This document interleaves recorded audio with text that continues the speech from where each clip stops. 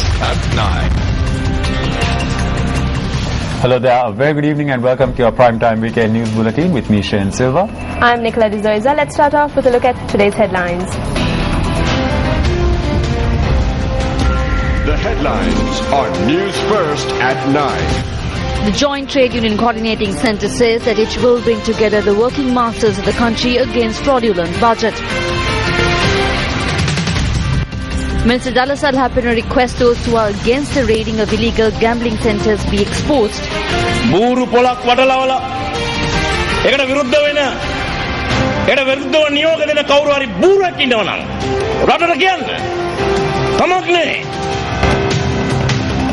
Several areas in the country experience torrential rain. Met Department warns to take precautions against lightning strikes. Sri Lanka wins gold for Best National Attire at Mrs. World 2013. Problems in appointing the head coach for Sri Lanka cricket team. News First at 9. On to your stories in detail now. The Joint Trade Union Coordination Centre says that the working masses of the country will be rallied together against the fraudulent budget. The centre made this statement at a press conference convened today.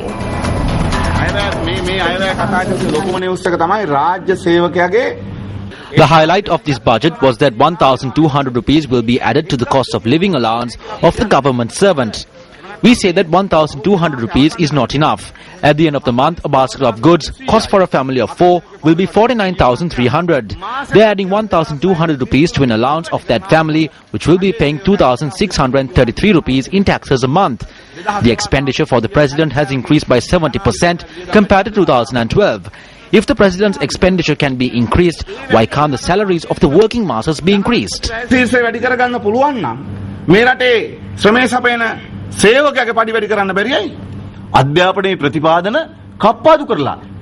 Funds for education have been slashed. That burden will also have to be borne by the working masses. Children need to be admitted to grade 1 next year. A sum needs to be paid to the school for every single child. In addition, payments need to be made annually or monthly for the children who are studying from grade 2 and upwards. For things like making a fence, paint the wall and even buy brooms, payments need to be made for all of those things. This burden will have to be borne by the working masses.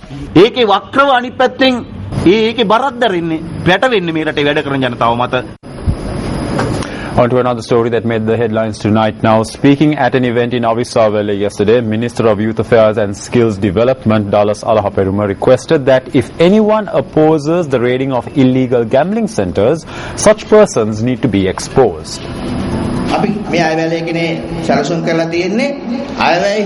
This budget has been created to bring the deficit to 5%. However, we need to maintain the growth rate of the country at 7%. It is difficult to do this. We see this as a budget that can be taken as an example compared to the previous budgets that were presented. Today some are asking, where is the development? Where is the education? There is no country in the world where funds were allocated for the education via the Ministry of Telecommunication. 750 million has been given. Computers have been given to children in rural areas. 500 million has been allocated for Nanasala. 250 million rupees has been granted to complete the work at the Hardy Institute where the curricula took place. All this is for the education.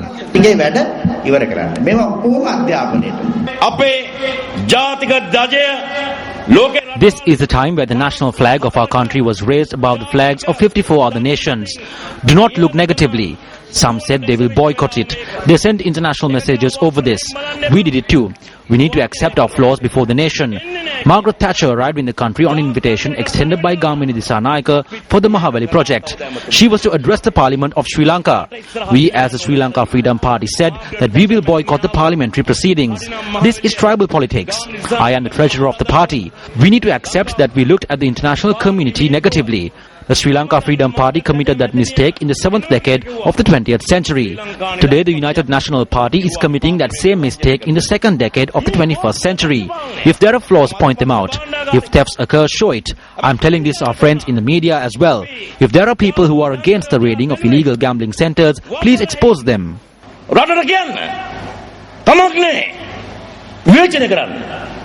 An event to lay the foundation stone for a university education centre took place at the Batangala Animal Farm in Avisawale. Parliamentarian Arjuna Ranatunga says that the weak policies adopted by the government in winning over the people of the North is the reason for international interference. The MP made this observation while attending a function organised for the commencement of a cricket match at the Alutgama public grounds today. මම පෞද්ගලිකව විරුද්ධ නැහැ මේ චෝගම් එක එහෙම නැත්නම් Personally, I am not against holding the Commonwealth heads-up government meeting in this country. Can we justify the expenditure incurred in the whole process? Before this summit came to Sri Lanka, I said that we need to handle this carefully. We saw the manner in which the British Prime Minister acted while visiting Jaffna while he was here to attend the summit. This is our country. We cannot let others poke their fingers into our matters, even though we are in the opposition. We need to protect our identity. But who put us in this position? It is our government. Because as a government, they failed to win over the people of the North. We face the repercussions of this failure in the recent past.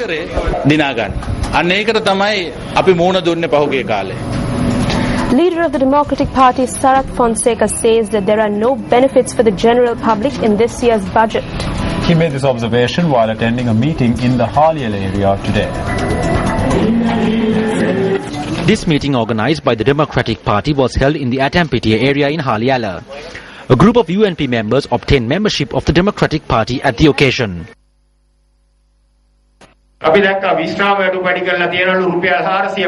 saw that pensions have been increased by 450 rupees. It means 15 rupees a day. If they drink 2 cups of tea, the increased amount is over. I saw in the papers that the price of a kilogram of sprats has increased by 23 rupees, dry fish will be increased by 16 rupees and salt by 6 rupees. Though they spoke of relief for the public, even before the lapse of 24 hours, the prices of all consumer goods were increased by gazette notification.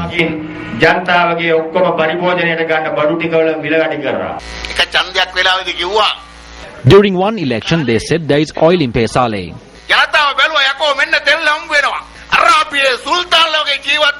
The people thought that they would be able to live like the sultans of Arabia if oil is found.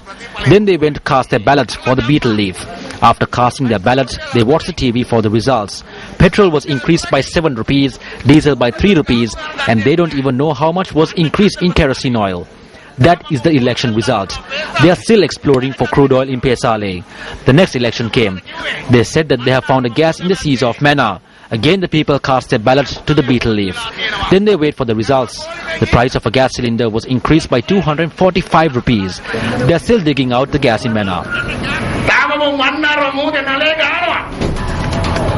The newspaper cartoon of the day is up next.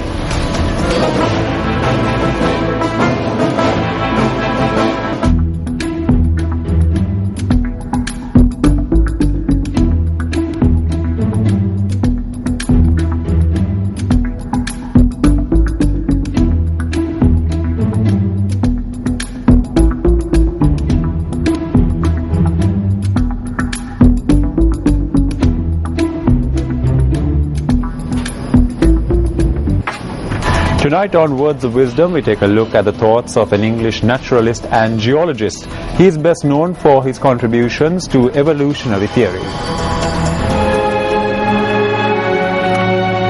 It is not the strongest of the species that survives, nor the most intelligent that survives. It is the one that is the most adaptable to change. Charles Darwin.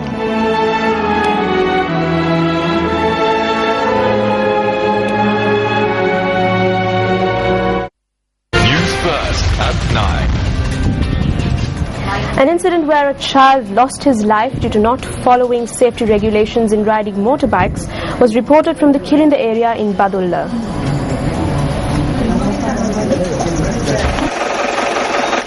A 10-year-old child was killed while another was injured when a bike travelling from Kirinda to Vakkumbura met with an accident. Police said that the accident occurred last afternoon when the bike toppled as the rider was unable to control the speed. The bike that skidded off the road had hit a house nearby. 14-year-old Dimuthu Sanjaya, who was riding the bike, and 10-year-old pillion rider Saman Udaya Kumara were admitted to the Badulla General Hospital with serious injuries following the accident. The police noted that Saman Udaya Kumara succumbed to his injuries upon admission to hospital. Deceased Saman Udaya Kumara was a resident of the Lunuwata area in Valimada. Dimuthu Sanjaya is receiving in-house treatment at the Badulla General Hospital. According to our correspondent, Saman and Dimuthu Sanjaya, who are cousins, met with the accident while they were in the area attending a function. Relatives say that the motorbike in question had not been used for some time. The two children had travelled on the motorbike which didn't have brakes and without wearing helmets.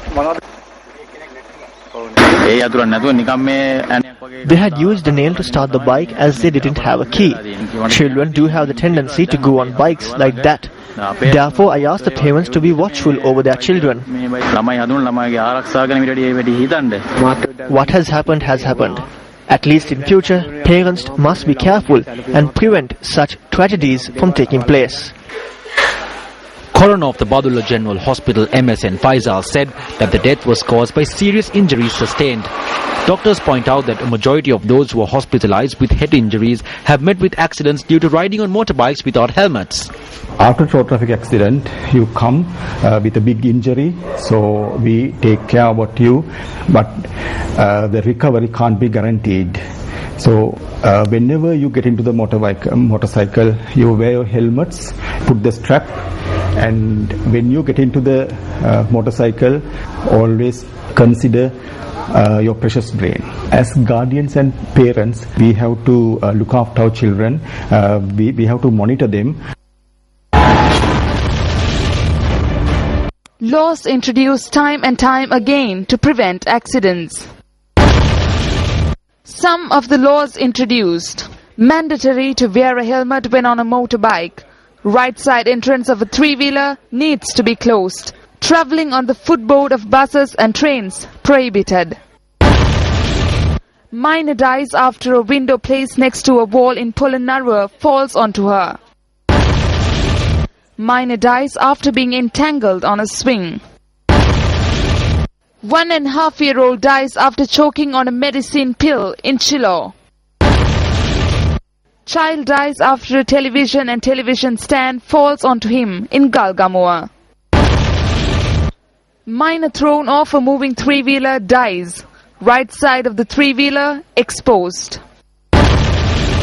Yesterday, child travelling in a motorbike without wearing a helmet in Badulla dies. Laws and regulations are not merely enough to prevent accidents. Parents and adults need to be cautious. The event to inaugurate the leadership training and positive attitude development program for the students who will be enrolled to the universities took place today under the auspices of President Mahinda Rajapaksa. The event took place at the Minneria Artillery School. 25 students are to be enrolled to this leadership training program under 3 phases. Leadership training will be provided for a period of 3 weeks under each phase. The Minister of Higher Education said that the objective of this program is to create a group of youth with self-confidence.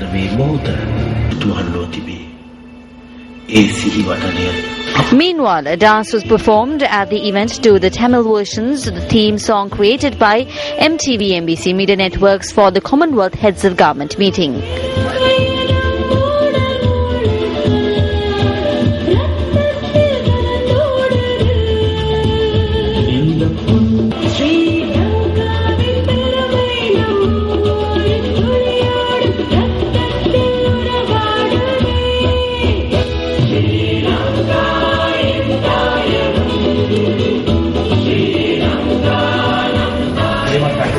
Meanwhile, a special Dhamma sermon took place yesterday to mark the President being awarded the chair of the Commonwealth Heads of Government meeting, the President's birthday and anniversary of assuming of office.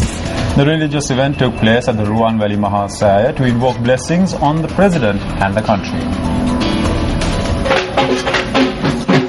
The religious ceremony commenced subsequent to President Mahinda Rajapaksa extending an invitation to the Mahasangha. The ceremony was organized by the Atamasthana Adipati, Venerable Pallegama Sirinivasa Thera, and the chief incumbent of the Ruan Valley Mahasaya, Venerable Pallegama Hemaratana Thera. The arms for the Mahasangha who attended the ceremony was presented this morning.